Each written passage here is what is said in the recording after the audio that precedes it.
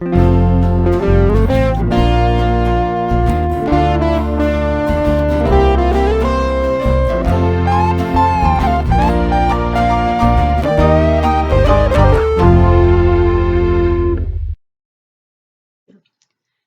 quem não me conhece, eu sou a Michele, bióloga, mestre e aluna de doutorado no programa de pós-graduação em Ciências Biológicas e Fisiologia pela URGS. O que é a imunidade adaptativa? É um tipo de imunidade formada por anticorpos e linfócitos ativados que atacam de forma específica organismos e toxinas. Lembram que na imunidade inata o combate aos micro-organismos era não específico? Agora nós vamos ter células e moléculas que atacam os micro-organismos de forma específica e também mais potente. Quem são os anticorpos? São proteínas circulantes produzidas em resposta ao antígeno. Cada anticorpo possui especificidade para aquele antígeno, ou seja, ele só vai se ligar ao antígeno a partir do qual ele foi gerado. Os anticorpos podem estar presentes de forma livre na corrente sanguínea ou na membrana de linfócitos, as principais células da imunidade adaptativa. Ok, mas e quem são os antígenos? Os antígenos são estruturas moleculares não próprias, ou seja, de outro organismo externo ao nosso corpo, que provocam a geração de anticorpos. Lembrem, anti de anticorpos, gen geração. Então são moléculas que provocam a geração de anticorpos. Eles podem estar presentes nas superfícies de membranas de vírus, bactérias, fungos, entre outros micro-organismos. Existem dois tipos de imunidade adaptativa: a imunidade humoral e a imunidade celular. Na imunidade humoral, os linfócitos tipo B produzem e secretam anticorpos no sangue, e estes irão combater o organismo invasor. Já na imunidade celular, os linfócitos tipo T são ativados e produzidos em grande quantidade, e então essas células eliminam o invasor. Como é que os linfócitos T e B são formados? Eles vão ser formados a partir da mesma célula progenitora lá na medula óssea, porém o processo de maturação desses dois tipos de linfócito vai ocorrer em locais diferentes. O linfócito T amadurece no timo e o linfócito B amadurece na própria medula óssea. Uma forma mais fácil de lembrar disso é associar T a timo e B a bone marrow, que é a medula óssea em inglês. Depois de maduros, esses linfócitos vão viver nos tecidos linfóides, como o baço, linfonodos e as áreas submucosas do trato gastrointestinal.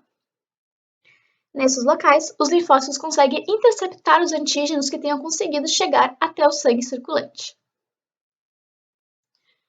Como ocorre a maturação dos linfócitos T? No timo, cada linfócito vai desenvolver reatividade específica contra apenas um antígeno, ou seja, ele vai ganhar um receptor na membrana celular dele que funciona como anticorpo para apenas um antígeno específico. Ele vai se ligar a esse antígeno quando em contato com ele e destruir o micro-organismo ou a proteína que tiver esse antígeno. No timo, vão ser gerados milhares de tipos de linfócitos T com reatividades diferentes. Cada um vai ser específico para um antígeno diferente. Depois disso, o timo vai testar os linfócitos T gerados, misturando eles com os autoantígenos do nosso corpo. Ou seja, ele mistura os linfócitos T que foram gerados com moléculas do nosso próprio corpo para ver se os linfócitos vão reagir. Se o linfócito reagir, ele vai ser destruído e fagocitado, para evitar que reações autoimunes ocorram. Isso acontece com 90% dos linfócitos T gerados. Apenas 10% dos linfócitos T gerados são liberados e se disseminam através do sangue e vão se alojar nos tecidos linfóides pelo corpo. Como vimos, os linfócitos B são processados e maturados na medula óssea. Ao invés de cada célula ganhar um receptor com reatividade específica contra um antígeno, os linfócitos B vão se diferenciar em células que secretam ativamente os anticorpos. E são, então, os agentes reativos, ou seja, os anticorpos que vão combater os micro-organismos invasores, e não a célula. Cada linfócito B é capaz de gerar apenas um único tipo de anticorpo, que reage contra um único antígeno. Os linfócitos B são capazes de secretar ativamente milhões de tipos de anticorpos, com uma diversidade ainda maior de reconhecimento de antígenos que a dos linfócitos T. Mas como que um antígeno chega até os linfócitos?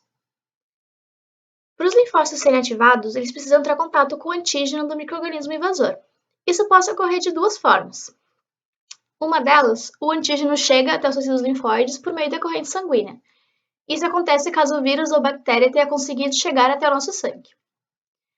Outra forma que isso pode acontecer seria as células representadoras de antígeno levarem o antígeno até os tecidos linfóides para mostrá-lo para os linfócitos e assim ativá-los.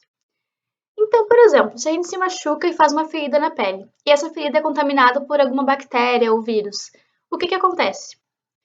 No tecido logo abaixo da pele, nós temos macrófagos e células dendríticas, que, como já vimos na aula anterior, fazem parte da imunidade inata. Essas células, além de serem importantes a fagocitose dos patógenos, também fazem a ligação entre a imunidade inata e a imunidade adaptativa, quando elas se comportam como células apresentadoras de antígenos.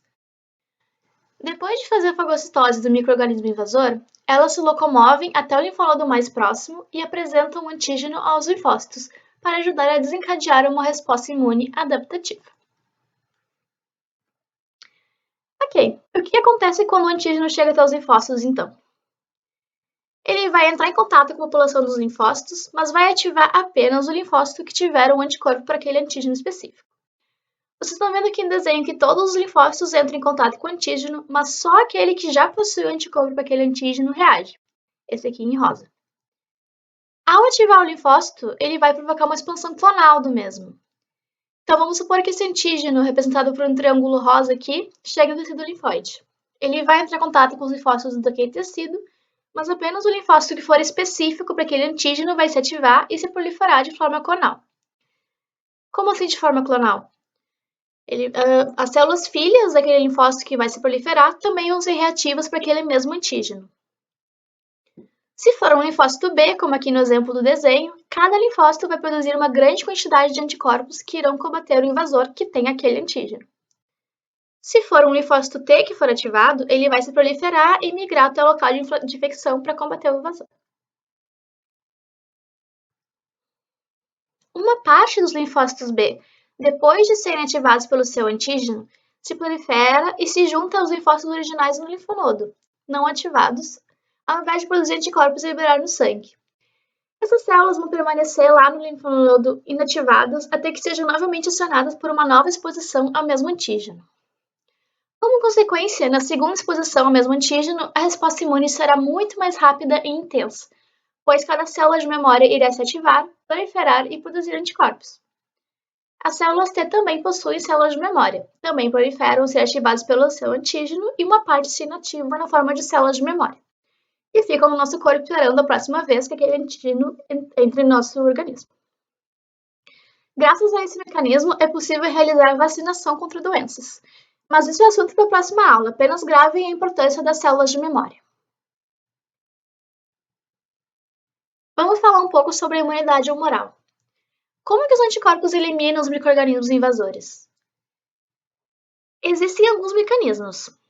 Eles podem marcar os patógenos para que outras células do sistema imune os enxerguem mais facilmente. Aqui no exemplo nós temos um antígeno em azul na membrana de uma bactéria, marcado com o anticorpo também em azul. E o macrófago, graças ao anticorpo, consegue reconhecer aquela bactéria mais rapidamente. Os anticorpos também podem neutralizar o patógeno, por exemplo, ocupando o receptor que o vírus usaria para entrar na célula. E eles também atuam em conjunto com o sistema complemento, que a gente não vai se ater aqui para essa aula não ficar muito comprida, mas é uma cascata de reações que levam à lise dos patógenos, aglutinação dos patógenos uns contra os outros, eles ficam aderidos neles mesmos e aí fica mais fácil para o sistema imune os eliminar, dentre outros efeitos. Já na imunidade celular, como que os linfócitos T eliminam os micro-organismos invasores? Bom, vai depender do tipo de linfócito T. Além dos linfócitos T de memória, nós temos dois tipos principais. O linfócito T auxiliar CD4 e o linfócito T citotóxico CD8. CD4 e CD8 são proteínas de membrana presentes nessas células. Também temos o linfócito T supressor, responsável pela regulação da atividade desses dois linfócitos. Uma diferença muito importante entre os linfócitos T e os linfócitos B é que os linfócitos T não respondem diretamente ao antígeno. Eles reconhecem um outro tipo de molécula que chamamos de MHC, que é uma sigla do inglês que significa Índice de Compatibilidade Histológica. Existem dois tipos principais de MHC. MHC tipo 1, que é como se fosse a identidade de uma célula, Toda célula possui MHC do tipo 1 e ninguém no mundo tem MHC do tipo 1 igual de outra pessoa, apenas gêmeos idênticos.